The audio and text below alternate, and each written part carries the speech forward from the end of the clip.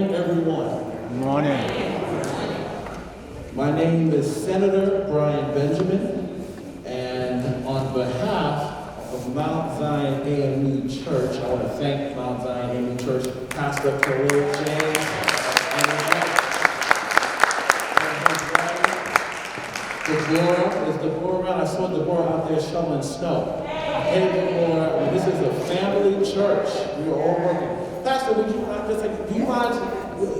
Come up here for a second.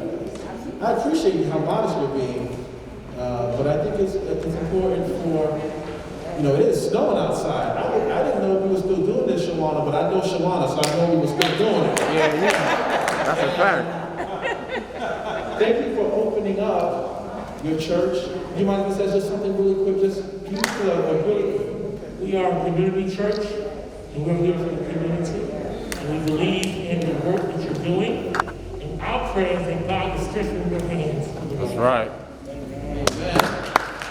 One of the things we talk a lot about is the history of the Black church and the movement and the support of Black people and how we work together. The church is beyond our spiritual healing, which we need, but we have to live in this world. And so I'm thankful that you've opened up your church here today to welcome us.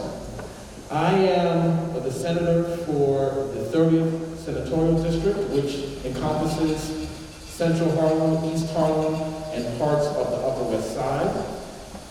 One of the things that I campaigned on was introducing and passing legislation that was community-inspired.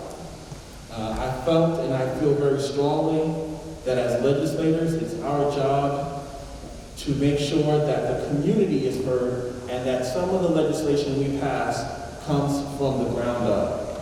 And I can't think of a better day for me than to be with all of you and with Shawanna Vaughn to introduce the Post-Traumatic Prison Disorder Act. I'm affectionately terming it the Shawanna Vaughn Act.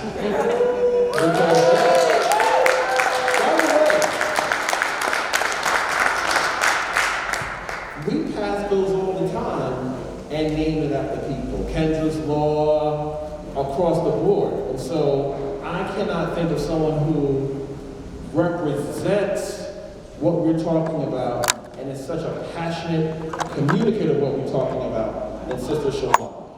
And I said to her, I remember when we first met, I said to her, I'm going to do everything I can to help. And she said, great. And she was mobilizing and organizing.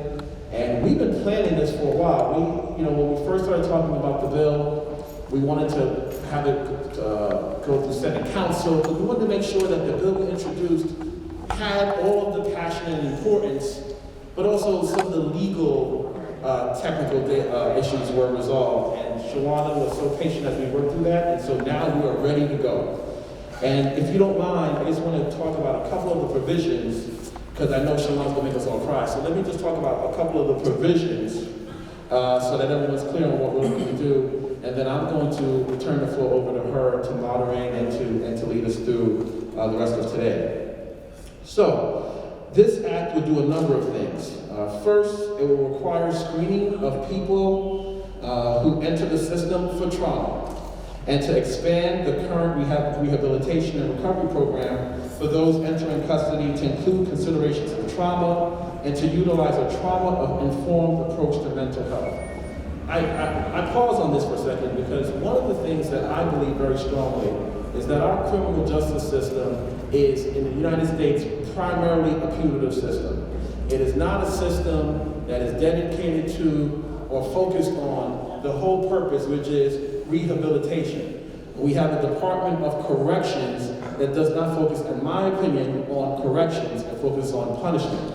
And so we have to rethink this from the bottom up, and that's the kind of thing that gets me excited, which is why I'm so excited to be here with you on this. I will stop ad-libbing, I'll go through the language, but I just couldn't help that, Shawanna, if you don't mind.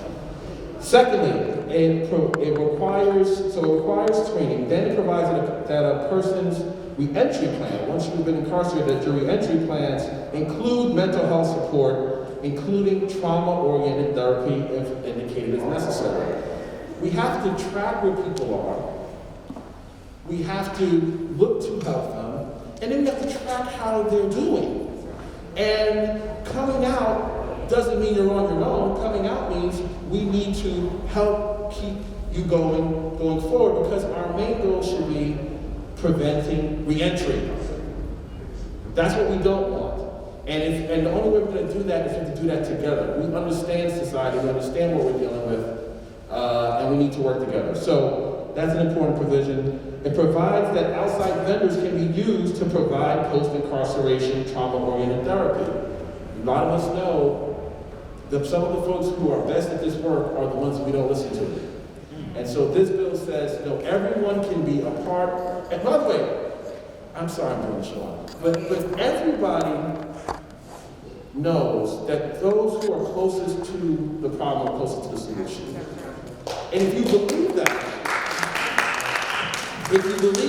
then we have to be thinking creatively around how do we do this work. And so it can't be the same old. It has to be something new. And there are people who have innovative ideas who can get the job done, and we need them to be a part of the solution. This bill allows that. It requires docs to develop staff competence in identifying mental health issues of trauma.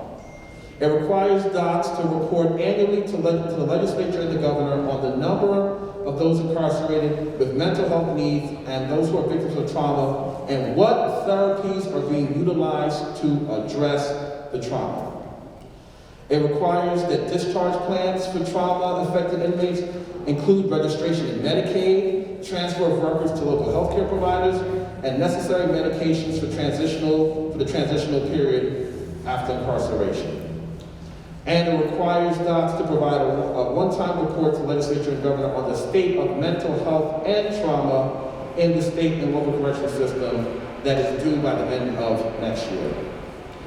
I feel very strongly that in this time where we are spending money, we're concerned about the fact that we have budget issues. I'm chair of the Budget and Revenues Committee, so my job is to focus on how we're going to pay for everything. We have to make sure that we center everyone in what we're spending money on, and we will increase revenues, taxes, whatever you want to call it, to make sure we get the job done. And so that's my commitment to you, Shawanna. That's my commitment to everyone who is here. We will be a coalition to get the job done. I want to thank you for bringing this to me to be your Senate sponsor. I will be your champion on this, and I will work with all of you. Because I see some familiar faces. I see some real fighters here. So you brought the army. You brought the army, Shawanna. I'm so proud of you. And I'm so proud. Give her a round of applause.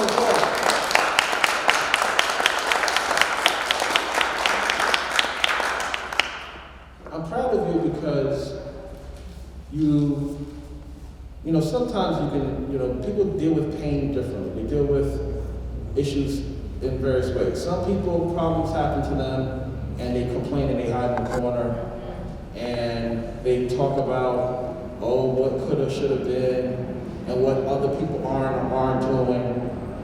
And you decided to start Silent Cry with a holistic approach to aftercare for mass incarceration, gun violence, and trauma, to raise awareness on this issue. And you didn't have to, but you did it. And because of your leadership, we're here. And so we're going to keep this going. We're going to take this all the way. And I just want to say that if we could be out here on a snowy day, and it's cold, to introduce this bill, we could be on Zooms, we could be on the conference calls, we can come up to Albany, we can do all the things we need to do to get this bill passed. Because it's not just about introducing legislation. Now, you want to introduce it so people know that you're coming. But we need to use the energy that is here this morning. I am stunned. I would thought there was going to be 3 of us standing here. I am stunned. But this is how important this is. And you all know it. So let's work together to make this happen. I give to you the inspiration of the day. The person who has brought us us to this moment. A young sister who is a fighter. She does not take no for an answer. She just is pushing and pushing and pushing. I'm honored she's one of my constituents. You're honored that she's one of your friends. I give to you our great sister, Shawanna.